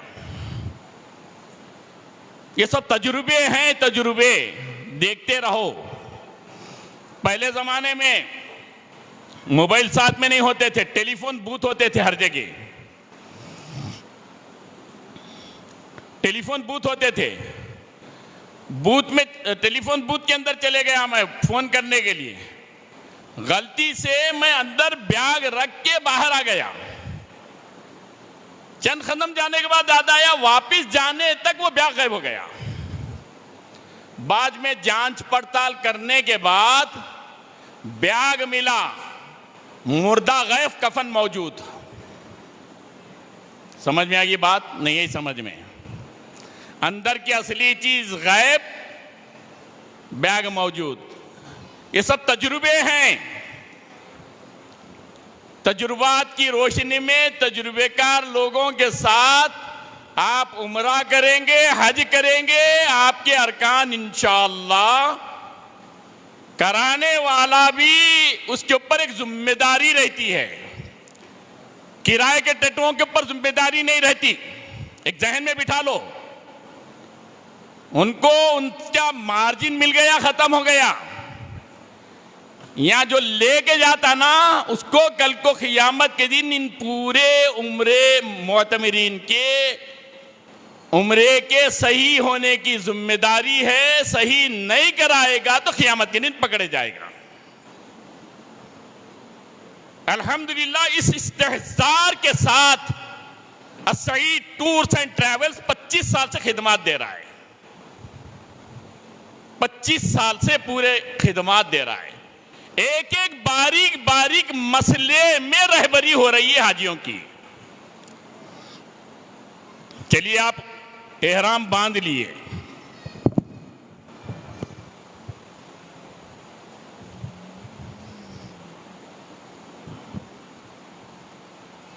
یہ چادر ڈال لیے آپ. یہ کیا کرنا ہے؟ بیلٹ کو چھپانا ہے. کیا کرنا ہے بولو؟ کھلا نہیں رکھنا ہے، چھپانا ہے. بلکہ اس کے اوپر زپ بھی لگانا ہے. کیا کرنا ہے بولو؟ چھپا رہے ہیں کافی نہیں ہے، زپ بھی لگا لو. پھر کیا کرو آپ؟ یہ اوپر سے چھپا لو. یہ احرام باندھ لیا آپ. ابھی آپ کیا کرنا ہے؟ 2 رکعت نماز پڑھنا ہے وہاں پر ایئرپورٹ پہ. عارضی مسجد ہے، 2 رکعت نماز پڑھ لیے. کئی کی نماز پڑھنا ہے؟ احرام کی 2 رکعت نفل نماز ہے جو مسنون ہے. کیا ہے بولو؟ احرام کی 2 رکعت نفل نماز ہے جو مسنون ہے، وہ پڑھ لیے. پہلی رکعت کے اندر سورہ فاتحہ کے بعد سورہ کافرون قل یا ایہا الکافرون لا اعبد ما تعبدون ولا انتم عابدون ما اعبد، یہ پوری سورت پڑھنا ہے. دوسری رکعت کے اندر سورہ فاتحہ کے بعد سورہ اخلاص قل هو اللہ احد اللہ الصمد لم یلد ولم یولد ولم یکن لہ کفوا احد. 8 دن موقع ہے یہ دونوں صورتیں پکی کر لیں. پوری کوشش کے باوجود یاد نہیں ہوا، اب نہیں آ رہا بول کو چھوڑنا نہیں. جون سی صورتیں یاد ہیں وہ پڑھ لیں. پڑھنا تو یہ 2 صورتیں مسنون ہیں. اگر نہیں یاد ہیں قل یا ایھا الکافرون اکثر لوگوں کو یاد نہیں رہتا. اب کیا کرنا؟ نہیں آ رہا تو جو صورتیں یاد ہیں، نعتینا چاہ رہا ہے صحیح، والعصری چاہ رہا ہے صحیح، یہ پڑھ لو.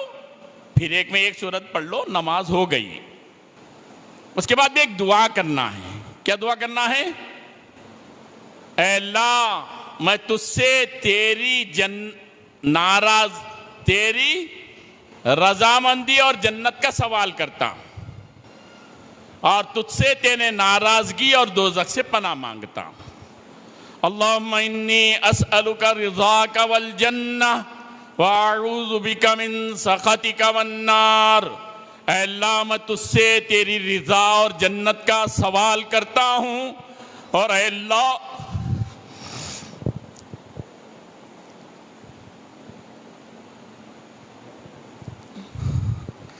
تجھ سے تیری ناراضگی اور دوزخ سے پناہ مانگتا ہوں. اس کے بعد ابھی آپ نیت نہیں کیے، صرف دعا کر لیے ہیں.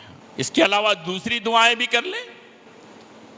ابھی عمرے کی نیت مت کرو، فلائٹ میں بیٹھ جاؤ. فلائٹ میں بیٹھتے ہی فوراً آپ کو جوس پیش کیا جائے گا. مینگو، ایپل سعودی ایئرلائنس میں دیا جاتا ہے، دوسرے ایئرلائنس میں نہیں ہوتا. سعودی ایئرلائنس میں آپ بیٹھتے ہی آپ کو جوس پیش کیا جاتا ہے. خوشبو رہتی ہے، پھر بھی پی لو کیونکہ آپ ابھی نیت نہیں کرے ہیں. پی لیجئے. اس کے بعد میں تھوڑی دیر کے بعد کھانا پیش کیا جاتا ہے.